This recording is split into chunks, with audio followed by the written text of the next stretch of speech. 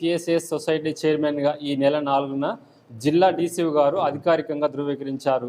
ఇదే విషయంపై మనతో మాట్లాడడానికి సొసైటీ చైర్మన్ బండారు మల్లయ్య గారు ఉన్నారు. మల్లయ్య గారు చెప్పండి, మీ యొక్క నియామక ప్రక్రియ అనేది అధికారికం కాదు, మీ నియామకం చెల్లదని చెప్పేసి కూడా మాజీ పిఎస్ చైర్మన్ ఆ డీసీ ఆఫీస్ ముందు మీపై ఆరోపణలు చేశారు. ఏం చెప్తారు? మాది నియామకం ప్రజాస్వామిక ఉద్దేశంతో మంచిగా జరిగింది. డీసీఓ గారు పంపించిండు, మంచిగా జరిగింది. నేను ఇంతకుముందు మా నాయన కాంచి మేము కాంగ్రెస్ మొదటి నుంచి పనిచేస్తాను. అది నేను ఇంతకుముందు రెండోసారి డైరెక్టర్ ఉంది కాబట్టి నీకే ప్రజాస్వామ్య చట్టబద్ధంగా సరిగా జరుగుద్దని నన్ను ఎన్నుకోవడం జరిగింది. దాని తర్వాత మూలమ్మ రెడ్డి అంతకుముందు భూమి లేదని ఆయన రకరకాలుగా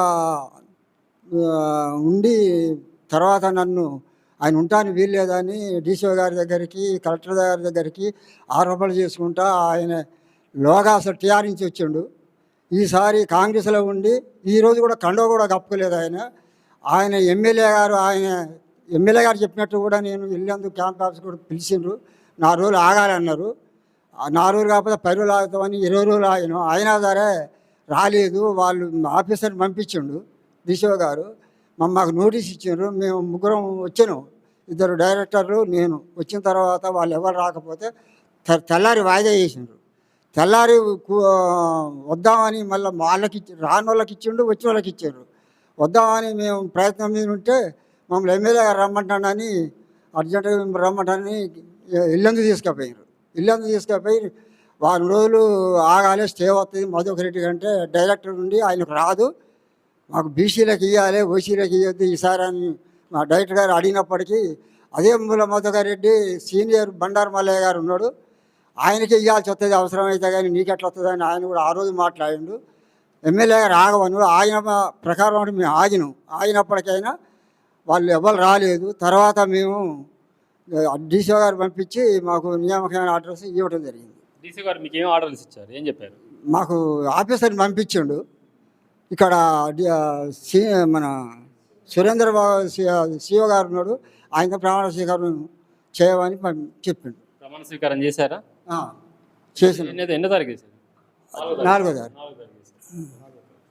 ఇదే విషయంపై మనతో మాట్లాడడానికి డైరెక్టర్ గారు సార్ చెప్పండి, ఏం జరిగింది సొసైటీలో, ఏం జరిగింది?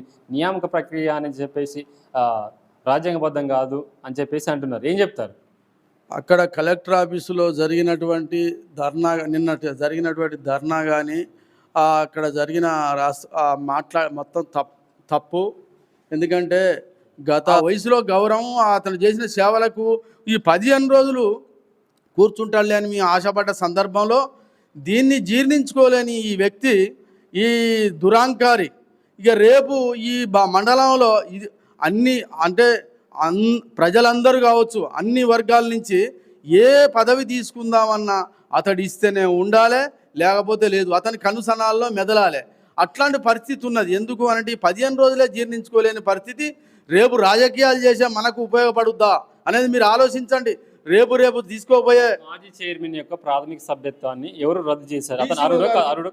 అర్హుడు కాదు అని డీసీఓ గారు 13వ తారీఖు అతన్ని రద్దుపరుస్తూ కొత్త చైర్మన్ ఎన్నుకోండి అని ఒక నోటీస్ ఇస్తూ అతడు గతంలో చేసిన క్రిమినల్ చర్యలపై విచారణ చేసి అతనిపై కేసు పెట్టాల్సిందిగా ఒక లెటర్ పంపించింది.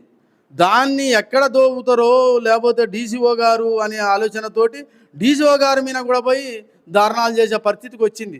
అంటే నీవు చేసిన తప్పులను కప్పిపుచ్చుకోవటం కోసం ఆడికి పోయి చేస్తానప్పుడు ఇక్కడ ఉన్న యంత్రాంగము, పోలీస్ యంత్రాంగం కావచ్చు, అక్కడ కలెక్టర్ ఆఫీసులో చేస్తున్నప్పుడు అతన్ని పక్కకు తోలి అతను ప్రజాస్వామ్యయుతంగా చేస్తే చేయనియండి, మాకు అభ్యంతరం లేదు, బయట ఉండి చేయాలి. కలెక్టర్ ఆఫీసులనే పోయి ఇలాంటి వాళ్ళు చేస్తున్నప్పుడు మాలాంటి వాళ్ళు, ఇక్కడ ఉన్న రాజకీయ నాయకులు కానీ, ప్రజలు కానీ, రైతాంగం కానీ ఏం ఆలోచిస్తారు? తక్షణమే ఇతనిపై ఆ డీసీఓ గారు ఇచ్చినటువంటి క్రిమినల్ చర్యలు తీసుకోమని ఇచ్చిన లెటర్ని పరిశీలించి అతడు గతంలో చేసిన ఆగడాలు మేము ఈ సందర్భాన్ని చెప్పదలుచుకోగట్టాలే. కానీ ఇప్పుడు ప్రజెంట్గా మీరు ఒకసారి తీయండి, ఒక పెట్రోల్ బంకు తోటి 12 లక్షలు కాజేసిండు. అట్లా తీసుకుంటూ పోతే లక్షలు వెళ్తాయి అతని చిట్టా. ఇవన్నీ మేము చెప్పదలుచుకోలేదు. ఎందుకంటే అతడే ఇప్పుడు ఒక సభ్య ఓటేయలేని పరిస్థితులు ఉండు డిస్ప్రెషన్లు ఉండు వద్దులే అని మీవుకుంటుంటే రోజు రోజుకు అతను ఇక్కడ చేసే ఆగడాలపై తక్షణమే జిల్లా యంత్రాంగం కావచ్చు, ఇక్కడ ఉన్న ప్రజలు కూడా ఆలోచించాలి. ఈ యంత్రాంగం అతడు చేసిన ఆగడాలపై విచారణ చేసి అతని మీద చర్య తీసుకొని ఇక్కడ బయ్యారం మండలంలో ప్రజాస్వామ్యం బతికున్నది అనేది ఒక సంకేతం పంపించాల్సిందిగా విజ్ఞప్తి చేస్తాం. డైరెక్టర్స్ కావచ్చు, మీ గ్రామ సొసైటీలో ఏదైతే ఉన్నటువంటి రైతులు మెంబర్స్ ఉన్నారో వారికి ఏమేమి విజ్ఞప్తి చేస్తారు? సొసైటీ సక్రమంగా జరగాలి అని అంటే ఈ మధ్యలో మల్లయ్య గారిని మనం ఎన్నుకున్నాం, అది ప్రజలందరూ హర్షిస్తారు. అతని పదవిని కాపాడటం కోసం కానీ అతన్ని మనం రక్షించుకోవటం కోసం కానీ ఇక్కడ అధికారులు ఏదైనా చర్య తీసుకోవాలని చెప్పినప్పుడు అధికారుల మీద తిరుగుబాటు చేస్తారు. అది భరించలేని పరిస్థితి. దాని విషయంలో ఇక్కడ ఉన్న రాజకీయ పార్టీలు కానీ అధికార యంత్రాంగం కానీ తక్షణమే స్పందించి చట్టపరమైన చర్యలు తీసుకుంటే అప్పుడు ఈ ప్రజలు కానీ యంత్రాంగం కానీ ఊపిరి పీల్చుకుంటాం. లేకపోతే ఇబ్బంది ఇప్పటికే మేము భయపడే పరిస్థితికి వచ్చినాం. సొసైటీ చైర్మన్ సంబంధించిన సేవలకు సంబంధించి రైతులకు ఏదైతే ఉపయోగపడుతుందో అది సంబంధించిన సేవలు కంటిన్యూషన్ చేసే విధంగా డీసీ వారు ఏదైతే తీసుకున్నారో నిర్ణయం అది అధికారికంగా తీసుకున్నారో ఇక్కడ ఉన్నటువంటి సొసైటీ మెంబర్స్ కావచ్చు, రైతులు కావచ్చు, వారికి అన్ని విధాలా సహకరించే విధంగా మేము ముందుకు వెళ్తాం. దాంతోపాటుగా ఏదైతే నిన్న చేసిన ఆరోపణలు అవి నిరపరాధం, అవి ఏదైతే డీసీఓ గారు ఏదైతే అధికారికంగా ధృవీకరించింది కాబట్టి ఆ తర్వాత చైర్మన్ పదవి చేపట్టారు. వీళ్ళు ఎవరైతే మాజీ చైర్మన్ చేసేటువంటి ఆరోపణలు పూర్తిగా విరుద్ధం అని చెప్పేసి చెప్తున్నారు. కెమెరా పర్సన్ గణేష్తో వెంకన్న, మహబూబాబాద్ జిల్లా నుంచి.